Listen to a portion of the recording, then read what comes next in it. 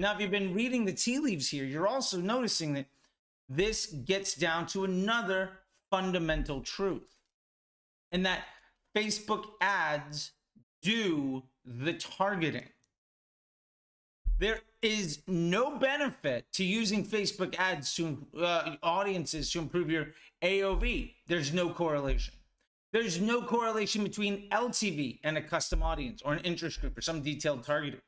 As a matter of fact, you are more likely to see less stable, less desirable, lower incremental lift when you are using detailed targeting instead of letting that ad go out unabated and be shown to all of the people that that ad should be shown to. Because remember, Facebook has looked at the click-through rate, the bounce rate, the stickiness, the engagement rate, how well people respond to that content versus some other option. And because of that, Facebook is choosing who else to show it to.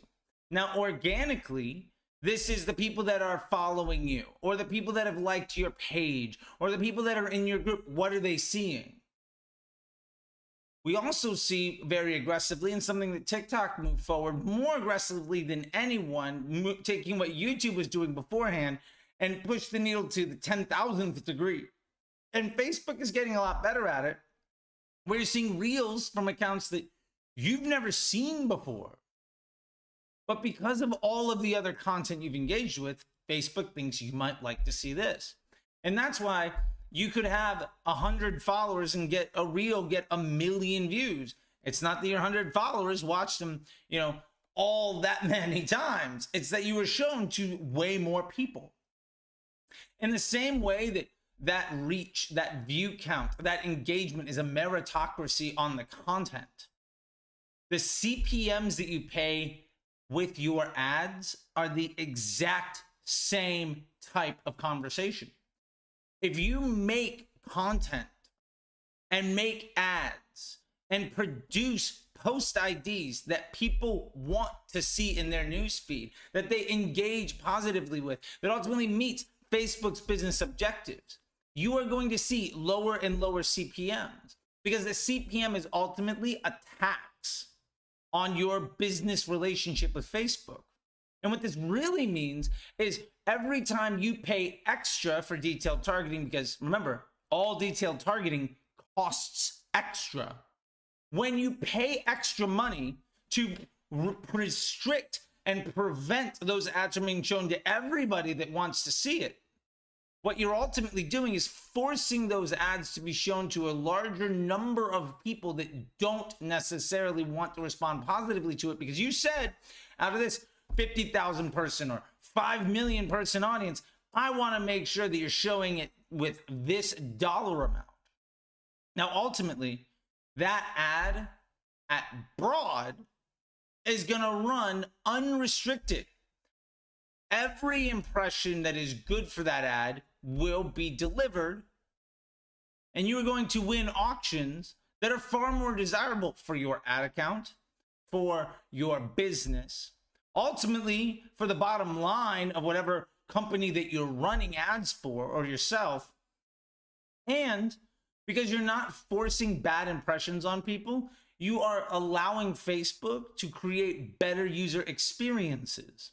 So you are, one, being more aligned with Facebook so that you don't have to worry about necessarily getting CPMs that are over $40, $50, $100. That's not going to happen when you use something like this. Also, you're providing greater incremental lift to the rest of your business, because instead of just focusing on this small group of people and paying way more to reach them, you can reach this much bigger group of people for a lot cheaper. And ultimately, that's going to help with your search volume. That's going to help with your email volume. That's going to help with the reach that your TikTok videos get. That's going to help with your email open rate, because you're reaching a higher quality of people at a higher volume for a lower cost. Now, these are simple, basic business economics. These aren't arguable points. Some folks say, well, broad doesn't work for me. My reaction to that is, you haven't tested ads that work at broad. you've only been able to make things work in a small little silo. And ultimately, if your business only works when you can't grow it, how good is your situation to begin with? If you have to rely on lookalike audiences and interest groups that pretty heavily overlap with the data set that you already have, and you're not growing the size of the pie by reaching a whole bunch of new people, then at some point, aren't you just basically working really hard to prevent the growth that you're looking for? And this is one reason why we don't use targeting audiences. Because also, and there's way more videos you can dive into on my channel about this stuff, way more podcasts, way more content, but audiences don't work like you think they do. Remember, an interest group is full of just as many people that feel negatively about that topic as those that feel positively. And 1/3 of that audience is actually there by mistake, because the interest group technology is a decade old. It was invented by Facebook to bring Google advertisers onto the platform 10 years ago. It was introduced in 2012. How good do you think 10-year-old technology is in a rapidly changing digital marketplace? Especially when half of those people are in that interest group because they don't like something. And if 1/3 of the people, even before you start, shouldn't even be there, that means 2/3 of every dollar that you could potentially spend, 2/3 of that entire group is actually bad for you. So if that audience is, say, 3 million people, there's maybe 1 million people that your ad should even be shown to. And now, hopefully, your post ID, the overlap of the people that post ID where Facebook wants to show it to, because remember, Facebook is deciding who wants to see this and who doesn't. Basically, every ad makes its own lookalike audience. Again, that is an analogy and a hard fact. Not arguable. Anybody that disagrees with it, fine, you're wrong, but you can have that opinion. That's fine. I've worked with the engineering department. This is literally how the product was designed. And Facebook has been telling us this for a decade. And everybody ripping off Facebook literally uses the exact same model to grow. TikTok is literally that exact same thing built to grow on that exact same principle. Create content, get data on who likes it, show it to more people who are likely to like it. Show it to more people that look like those that responded positively. Every ad is making its own look-alike audience. We literally just established that in an inarguable, hard data, objective fact function. So we can move on from that conversation. My point here is,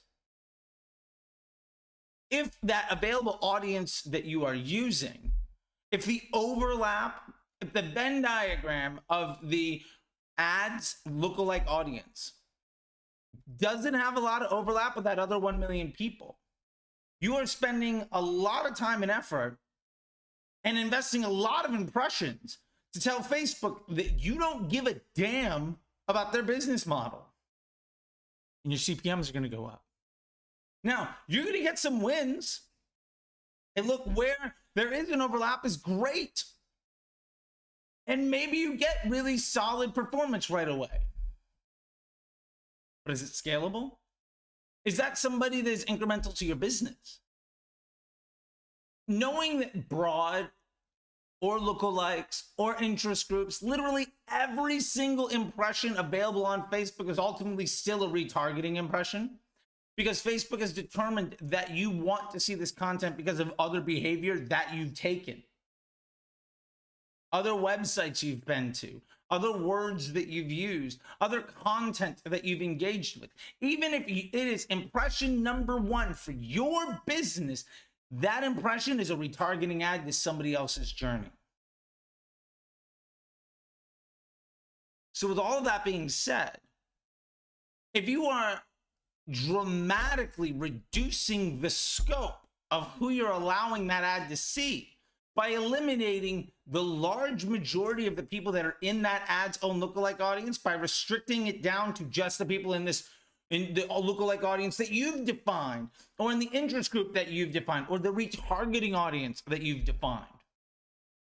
When you've paid extra to make it way more difficult for that ad to reach good impressions and ultimately deliver Facebook's business model, which puts you in a good relationship that sets you up for long-term success, when you have paid extra to do worse quality work and you win by getting sales, my argument is this. One, is that sustainable and scalable? The answer is always no. Number two, would that person have bought anyway? Is it incremental? Are you using branded search and bottom of the funnel retargeting and email and influencer and working on organic? Do you need to do all of that stuff? Or more importantly, instead of introducing 1,000 new people or 10,000 new people to the business, was it really a good investment to make sure that one person that was going to buy tomorrow still buys tomorrow? What is the opportunity cost of making your Facebook ad look good because you don't understand how the post ID makes an audience? And ultimately, when you pay extra to make success more difficult, does that grow your business? Now, objectively speaking, the answer to that is no. So we can extrapolate from that very simple conversation that using targeting audiences, bad idea. Full stop. There's no use for them. You can get good results today. You can make Facebook look good, but ultimately the business will suffer because you're chasing vanity instead of performance. And if you're not building for the environment that curates good performance, ultimately you're going to struggle because you don't understand how Facebook works.